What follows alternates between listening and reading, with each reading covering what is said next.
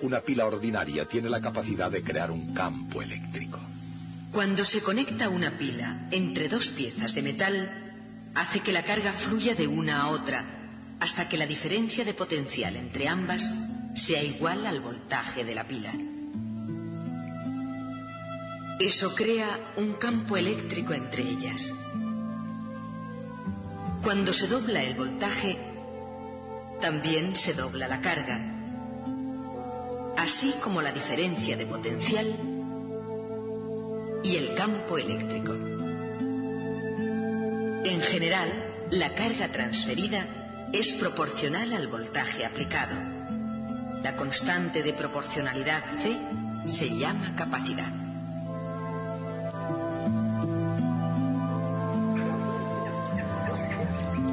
Mucho antes de que existiera un condensador moderno, y mucho menos los medios y las matemáticas para poder ilustrar cómo funciona, todo el mundo conocía los relámpagos.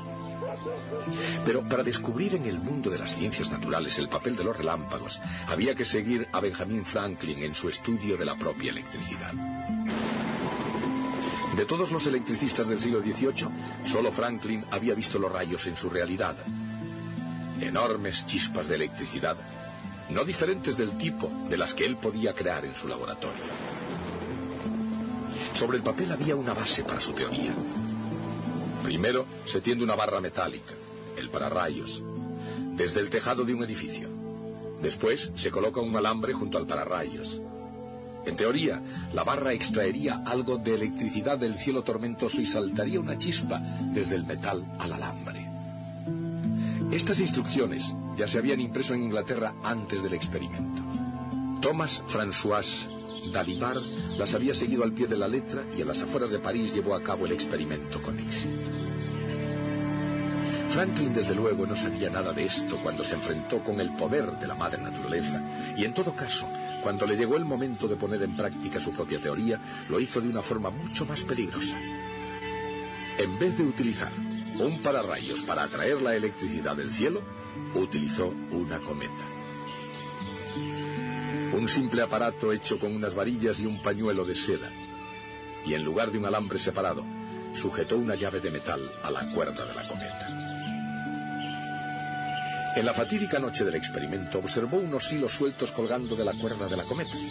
Entonces, tal y como había previsto valientemente, las chispas saltaron. Y cuando pasaron de la llave a sus desnudos nudillos, Franklin sintió entonces algo que ya nunca podría olvidar. Pero en realidad, el más grande descubrimiento de Franklin no se hizo realmente con rayos. Se hizo con botellas de Leyden. Con ellas, más que con un cielo tormentoso, Ben Franklin revolucionó la ciencia de la física. Otros físicos suponían que cuando cargaban de electricidad una botella, le estaban añadiendo grandes cantidades de electricidad. Pero Franklin sabía más. Y con su conocimiento fue el primero en comprender cómo funcionaba un condensador. Se dio cuenta de que el fluido eléctrico no se creaba ni se destruía, simplemente fluía de un lugar a otro. En una botella de Leyden fluía desde el conducto del interior de la botella al conducto del exterior. Dicho de otra forma, la botella de Leyden fue el más primitivo condensador eléctrico.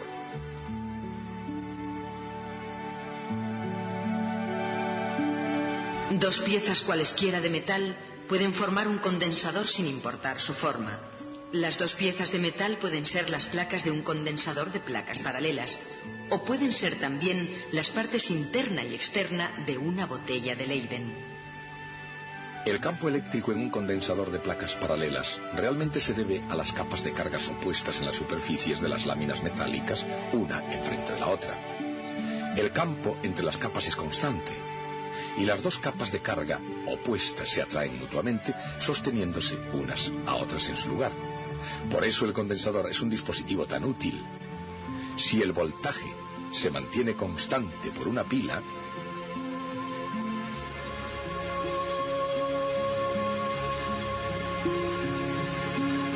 la carga y por tanto la capacidad cambia inversamente a la distancia entre las placas y es directamente proporcional al área de las mismas.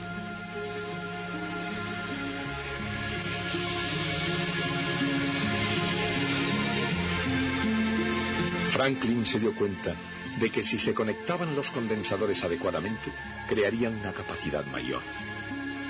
Adecuadamente significaba en paralelo.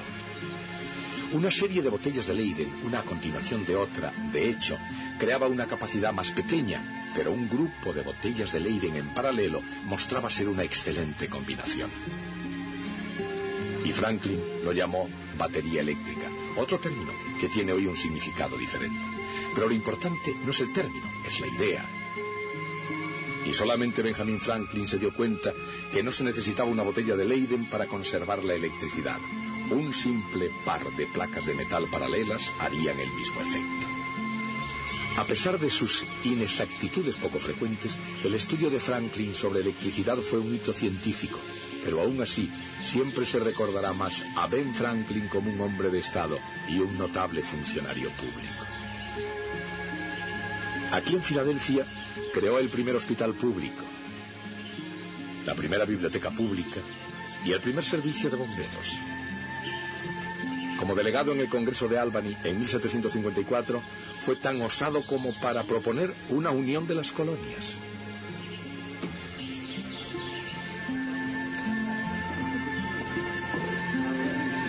Por una innumerable cantidad de razones, Benjamin Franklin fue, y sigue siendo, un tesoro nacional, un monumento a la ilimitada promesa de la democracia. En esta habitación, con el esmero de un erudito y la moderación de un estadista, fijó el curso y moldeó los ideales de una nación recién nacida.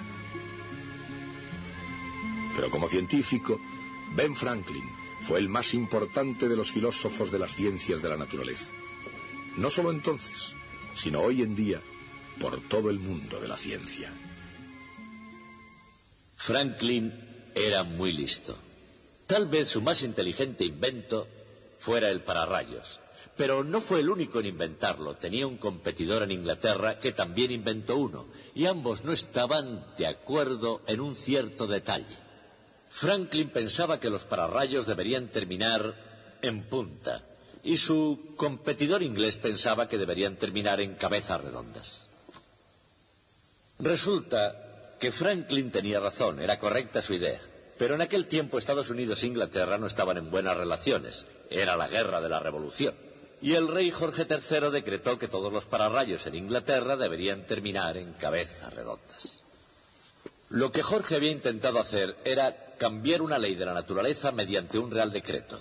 Y por supuesto eso no se puede hacer, tiene que aprobarlo el Parlamento. Antes de la invención del pararrayos, una tormenta con truenos era un fenómeno absolutamente aterrador. No había forma de protegerse. Generalmente en las ciudades, cuando se sabía que se acercaba una tormenta, hacían sonar las campanas, porque creían que así podrían ahuyentarlas. Pero los campanarios eran ordinariamente los puntos más altos. Por eso, con frecuencia, el rayo caía en la campana, bajaba por la húmeda cuerda y despachaba al campanero. La invención del pararrayos fue la primera demostración de que una interpretación teórica de la ciencia podía conducir al dominio de las grandes fuerzas de la naturaleza. El impacto psicológico de ese descubrimiento continúa entre nosotros hasta hoy. Seguiremos esta historia el próximo día.